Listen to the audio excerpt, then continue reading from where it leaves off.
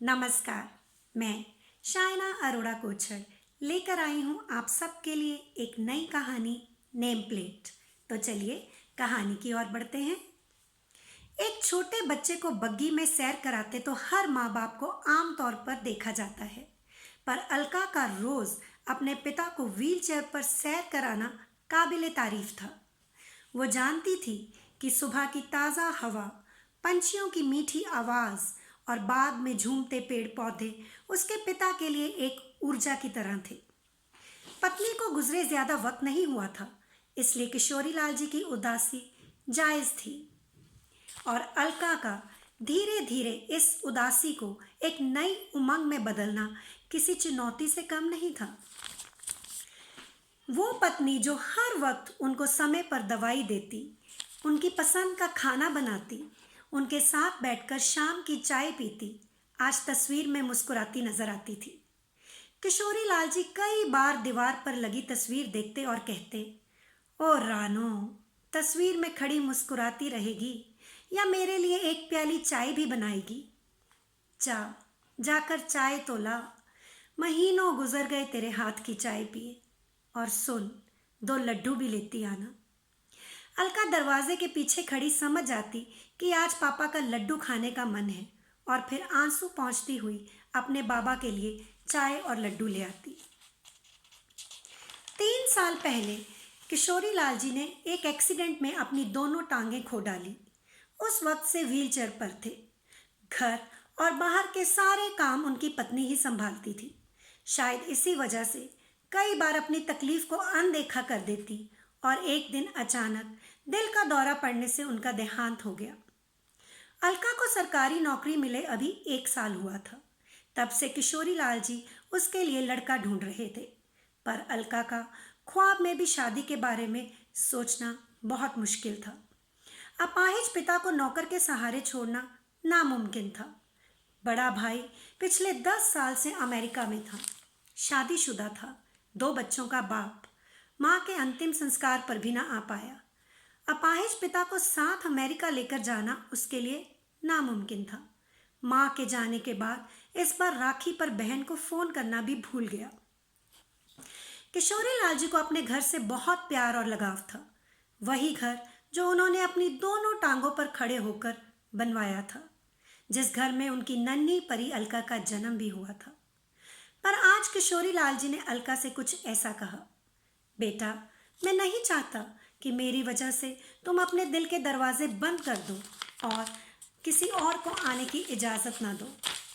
तुम्हारी माँ तुम्हें दुल्हन के रूप में देखना चाहती थी और मैं अपने जीते जी उसका ये ख्वाब पूरा करना चाहता हूँ।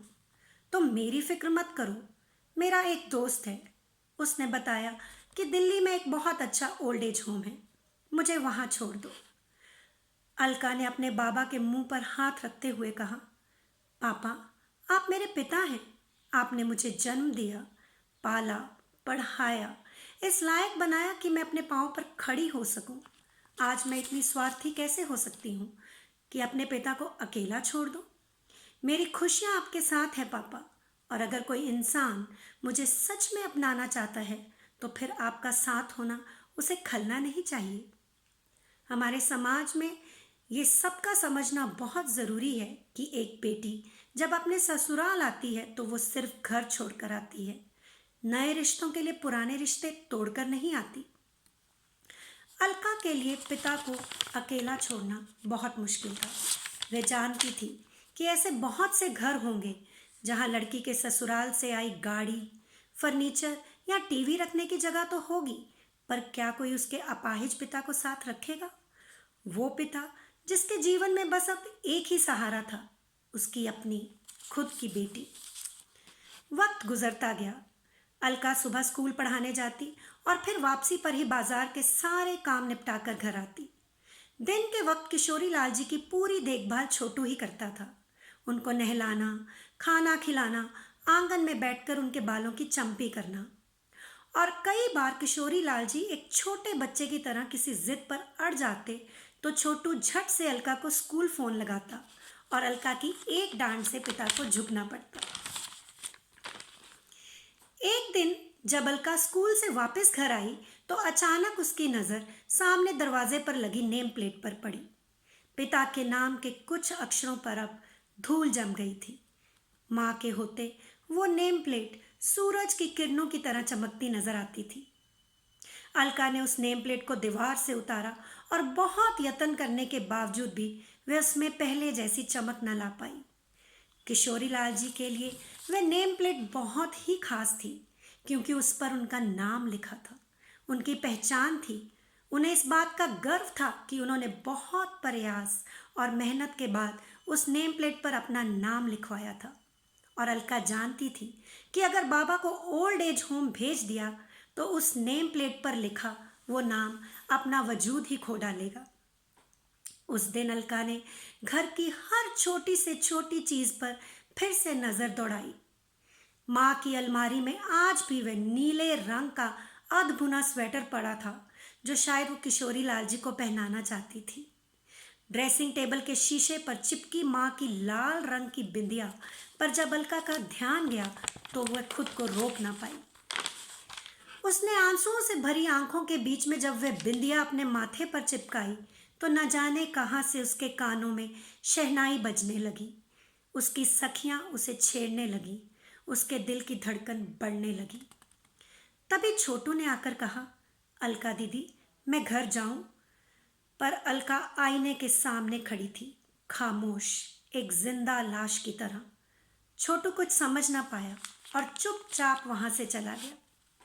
पिता की एक आवाज ने अलका का वह खूबसूरत ख्वाब फिर से कड़वी हकीकत में बदल दिया। अगली शाम अलका की सहेली का संगीत था।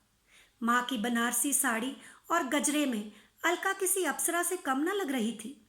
माँ होती तो सच में अपनी आंखों के काजल से उसके कान के पीछे एक काला टीका जरूर लगाती।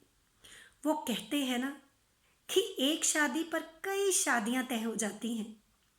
प्रणय, एक फौजी, बहन के संगीत पर आया था। अलका की खूबसूरती और सादगी ने कुछ ऐसा छुआ कि मोहब्बत की सरहद पर दिल हार गया। बहुत अच्छा नाचती हैं आप। प्रणय ने बियर का ग्लास हाथ में पकड़े जब ये शब्द अलका से कहे तो अलका का उसको फ्लर्ट समझना मुनासिब था। थैंक्स, आपकी तारीफ।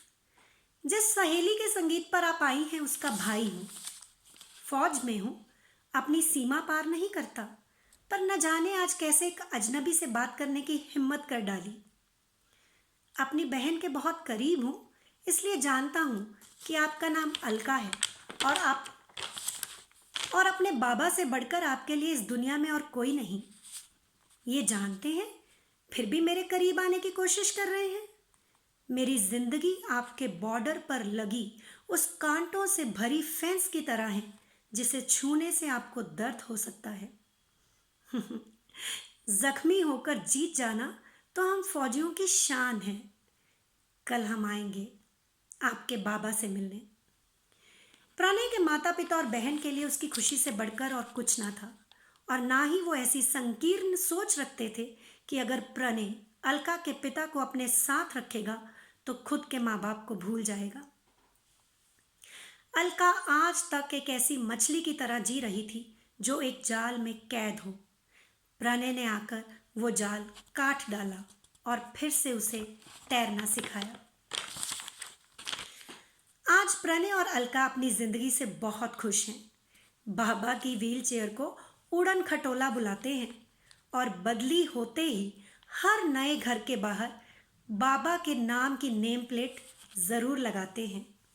धन्यवाद।